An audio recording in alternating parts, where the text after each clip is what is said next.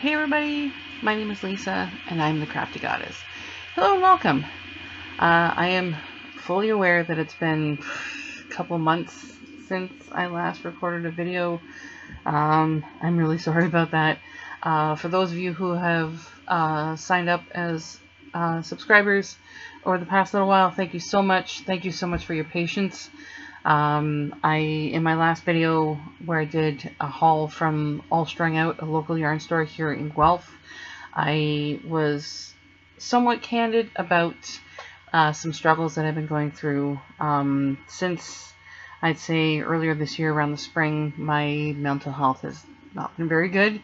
I'm working on it. I've been working with an incredible therapist. We've been doing some very hard work, but very necessary work.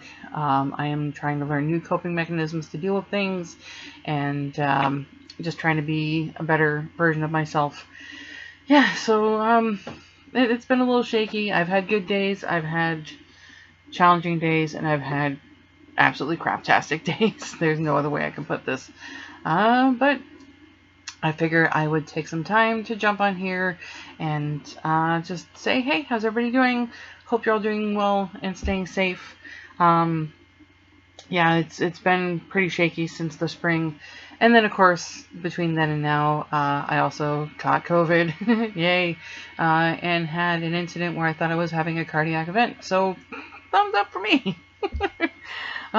Yeah, my husband and I both caught COVID in August, and ironically enough, it was when we were both on holiday. I will spare the gory details, but I will say if you haven't caught this plague yet, consider yourself lucky. And if you have caught the plague and it was just like a cold, good for you. But also, I'm kind of jealous because the first 3 days that I had it were the worst. It was like my worst case of influenza times 1,000. It was awful. And then after that, it was like I was okay, but I kind of felt like garbage. Fortunately, work was very forgiving and said, yeah, just don't come back until you feel better. So yeah, that was fun. Yeah, my health challenges this year have been pretty, yay, awesome. Middle age ain't nothing to sneeze at. But I'm here now. Yay, awesome. And I wanted to show off a little haul I did last weekend. I attended the annual KW Knitters Fair, which was held in Kitchener at the Kitchener Auditorium. The KW Knitters Fair is put on by the KW Knitters Guild. I do not, unfortunately, have any information about them in front of me, but look them up online. They're a lovely bunch. The KW Knitters Fair is something that I've been wanting to go to for years. I went for the first time in September 2019. It is held every September in Kitchener at the Kitchener Odd. For those who are in and around the Tri-City area, you'll be familiar with that. And it was overwhelming at first because there are 2 mini rinks in the basement of the Odd where all the vendors and everything are set up. There's vendors, there's fashion shows, there are speakers, and there's like yarn dyers and makers aplenty. There are also merchants that make everything from yarn bowls to stitch markers to project bags, anything that you could ever want. Although I really wish they would switch it up from the Knitters Fair to like Stitchers Fair maybe, because there's a lot of crochet artists and enthusiasts that would like to go and, want to make it fun for everybody, right? So, but anyway, that's neither here nor there. Last time I went was with my friend Beth. You've heard me talk about Beth several times. This time around, I went with my friends Marie and Andrea. They were the ones that forewarned me that the Knitters Fair would be exhausting, and they were absolutely right. But it was very cool because I haven't seen either of them since before the whole pandemic started, and it was great just being able to hang out and catch up with them. And the fact that there was yarn involved was a huge bonus. So I did a little bit of shopping. I like to support local indie dyers and whatnot. As much as I love going shopping at Michael's or Len's Mill Store or whatever for yarn, I love being able to give the money back directly to yarn dyers and makers and whatnot, instead of, you know, giving it up to a big box store or whatever, that sort of thing. At least the money goes into the pockets of the indie dyers and makers, which is a win-win for me. So I can't remember exactly how many vendors there were, but there were a lot. But I usually give my business to folks like Carrie with from the Spinning Spider. You've seen my sister, if you watch the channel at all, you've seen the video that my sister and I did where we kind of did our own little hauls. So I bought some stuff from her. I bought some stuff from Amanda at Stitch Noir. Amanda is an indie yarn dyer and maker from Hamilton, and she makes some really gorgeous stuff. Every time I go to her booth at whatever event, I'm just awestruck by the colorways that she does, and it's hard for me to narrow down a choice. Same with Carrie too. Carrie makes a lot of really cool yarns. I'll show them off in a second. Actually, you know what? I'll just show them right now. So when I went to the Stitch Noir booth, it's safe to say that my friend Marie spent a king's ransom on yarns and fibers. She is a crochet wizard. Marie, if you're watching, hi! Thank you so much for letting me tag along with you and Andrea. So she spent quite a bit of money, and she brought in quite the haul of yarn. I narrowed my selection down to these two skeins here. If you want to check this out, this is a colorway called Goblin Babe, and it is a light worsted yarn. I think I've shown some of the Goblin yarn before. I can't remember if I haven't. Amanda came out with 3 variations. There was the Goblin King, which was similar to this. It had the black speckled effect, but it was more heavy on the acid green.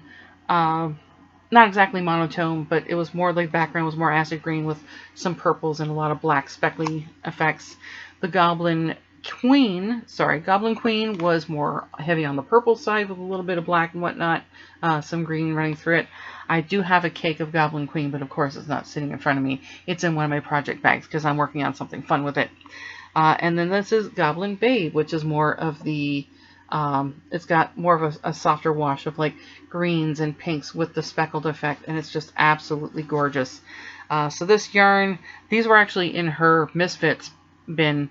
She's got regular colorways that she carries in various weights, like fingering weight, DK, that sort of thing. She actually just came out with some worsted weight yarns in her colorways, and I should have got them, but next time. Next time. There will definitely be a next time. So the Goblin Babe is a light worsted yarn. Each skein is 100% superwash merino, and it's a single ply. 115 grams per skein, or 225 yards. I don't have the equivalents to that in the metric system. I apologize. And each skein was, each hank, I guess, is $25. Now, I know some folks will be watching this going, oh my god, $25 for this? That's expensive. No, this is all stuff that's come out of Amanda's home. Like, she is the one that spun the yarn, dyed the yarn, plied it, wrapped it up in these fun things. She prints out the labels and I believe she was gluing them together the night before the actual Knitters Guild. But she's carried this colorway for a while. I'm probably going to make a shawl out of this. There is a channel that I started following, Hooked by Robin. If you know that channel at all, she's got a gazillion tutorials up. She makes crochet look easy. I've tried a couple of her shawl patterns. They are easy to follow. I love it. I think I'm going to be turning this into one of the shawls that she's put up a tutorial for. So there's that. You know what? I'll just keep it there. All right. As I mentioned, I also grabbed some stuff from Carrie at the Spinning Spider. You can go over there. I don't know why I talk to my yarn when I'm playing it. But yeah, Carrie was in like the little mini merchant section. Like each vendor has their own booth or stand, whatever. But there's something like a mini vendor section for like up and coming dyers and artists and whatnot. So Carrie was there. She was also there the last time I went to the KW Knitters Guild. So these are the skeins that I picked up from Carrie at the Spinning Spider.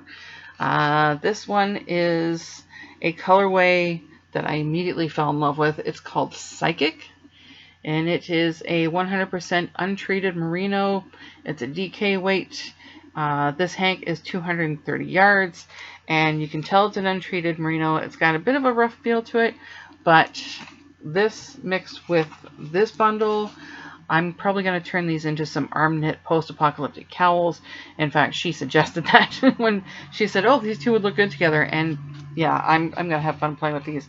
This, I don't know if you folks can see this, but there are some cute little glow-in-the-dark skulls kind of spun through little thingies here. Aren't they cute?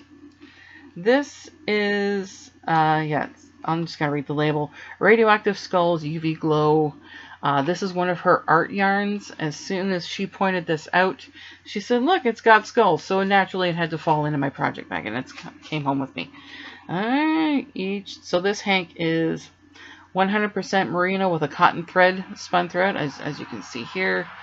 Gorgeous. And it's 60 yards, but because it is a nice big bulky, excuse me, art yarn, I've used her art yarns before for my arm knit cowls, and they're absolutely gorgeous. I love playing with these. I can't wait to, yeah, these two together are going to look amazing. I might have to do a special thing where I show you some finished results. And from what I hear, again, my sister and I talked about this in the video that we did for Carrie. I do not remember her real name. I apologize. But it's a lovely young lady who has a channel called Alt Knots, and it's all crochet. She does live streams. She's done a couple of hauls from Carrie at the Spinning Spider, and she's just lovely. She gave Carrie such a boost doing that. Yeah, follow her. She's a lovely goth girl. She does some fun stuff with crochet. And she's a blast. I like watching her. Another vendor that I acquired some fiber from is called Orange Octopus.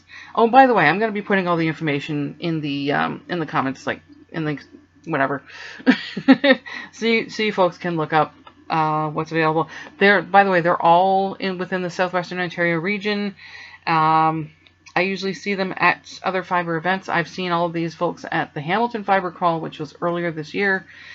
So Orange Octopus, let me tell you about Orange Octopus. First of all, the name, I love it. Absolutely fun. This is actually their card here. Orange Octopus, I'll put all the media information down there. The colorways that they come up with and the names for the colorways, it's just... The Dyer is a person after my own heart. I absolutely love their Stroke of Brilliance. This colorway, kind of fallish, kind of fun. This is called Zombie Apocalypse. So it's like just, right up my alley. I absolutely love this. This is so cute. This skein is a mollusk merino worsted, 100% SWM. I'm not sure what that means. I apologize. Approximately 150 grams and 182 meters. Absolutely love it. I picked up, it was funny because when I looked up their social media, they had a couple of colorways that became quite well known, which I don't have on me, unfortunately. One of them is Gnome in a Blender, which is like blues and reds and whites, and I think there's a couple other different things. And another one, if anybody has atemophobia, just pause, hit mute for a couple minutes. Another colorway that's like bright pinks and blues and some cream colors in it. It's called Clown Vomit. It's so much fun. I actually got a skein of Clown Vomit the last time I went to a fiber event. They were there before the KW News Fair. I also had to get this skein. Oh, by the way, the Zombie Apocalypse was going for $25 for a skein. Again, not a bad price for an indie dyer. This one is called Dracula. I'm a sucker for red, white, and black. I can't help it. This is absolutely beautiful. This is part of their worsted yarns. Most of their yarns I've seen were like either DK, fingering weight, lace weight, sock weight. A lot of cool sock yarns. This was one of their worsted weights, and I had to pick it up. Mollusk Merino worsted, 100% SWM, approximately 115 grams and 182 meters, and this was going for $27. Again, I don't mind paying the extra money, especially when I know that that money is going to go directly to the artist, to the dyer, to the person who's actually making this, printing all the labels and, spinning everything together. It's money well spent as far as I'm concerned. So, okay. There was another vendor I did not pick up yarn from. The name of the company is called Dragon Strings. They make some gorgeous yarns. A lot of like Norse themed yarns. Like they have like, I think there was one type of spun yarn. It was like a fingering weight or lace weight. I think it was called the Valhalla series. That sort of thing. I didn't buy yarn from them. I will next time, I promise. But I did buy a couple of cute little accessories, like this cute little dragon pin, if you can see it. Isn't it cute? Like a little dragon skeleton. So gorgeous. So this is probably going to go in my next project bag. The pins were going for $6 each. And they also had stitch markers available. I can't show the ones I got. It's called the 7 dirty words you don't say on television. For those of you who know George Carlin is, you'll immediately get that, and you'll understand why I'm not going to show them on camera. I am not averse to profanity. I just try to keep this channel profanity free as much as possible. Anyway, fingers crossed. But yeah, a lot of their like stitch markers, the leather bands that you can sew onto like hats or other projects, very tongue-in-cheek. I got one that says, I effing made this. I'm going to put it on the next hat that I make for myself. Again, lovely folks. I unfortunately do not know where Dragon Strings are from. They have a 705 area code, so I don't know. I'm sorry. I apologize. I don't have all the information here.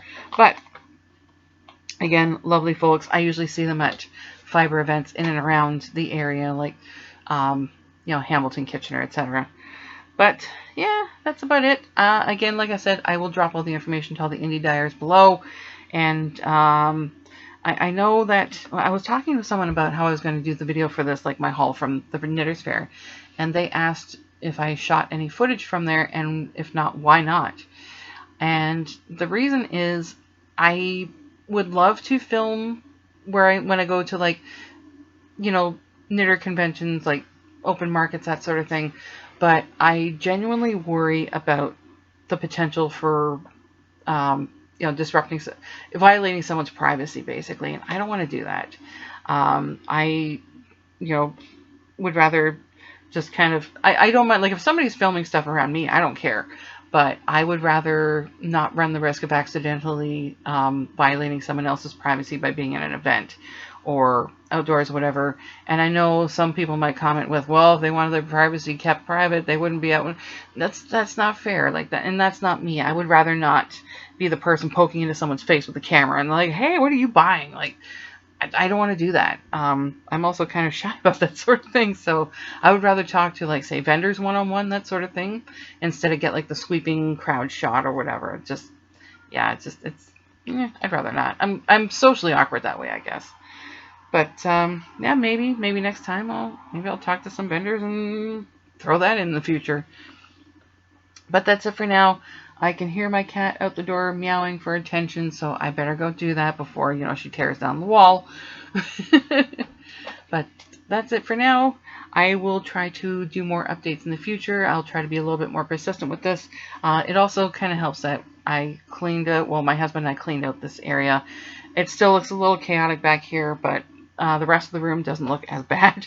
It was kind of like a dumping ground for stuff to throw it in, forget about it. But we're making steps to clean it up, and I find that's improving as well, like cleaning up, downsizing. It's kind of helping clean up the clutter in here too. So, therapeutic. Anyway, enough jabbering. Thank you so much for watching, for tuning in. Thank you so much for your patience. As I said, I will try to do more videos in the future. If you liked this video, please give it a thumbs up. I appreciate all the positive feedback. Drop a comment down below. Let me know if there are any sort of yarn markets that you've gone to, any indie dyers that you would recommend to me. If you've heard of any of these folks, that's great. Let's keep spreading the word. And if you haven't already, please click the subscribe button. It's just down here, right? Yes. Click the subscribe button, hit the notification bell, and it'll let you know when I post more videos.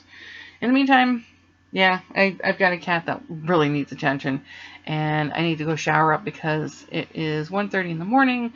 I just got home from work not too long ago, and I really wanted to drop in and say hi before I fell over for the night. So thank you so much. Take care, folks. Stay safe. Keep making cool things, and we will talk again soon. All right. Take care. Bye.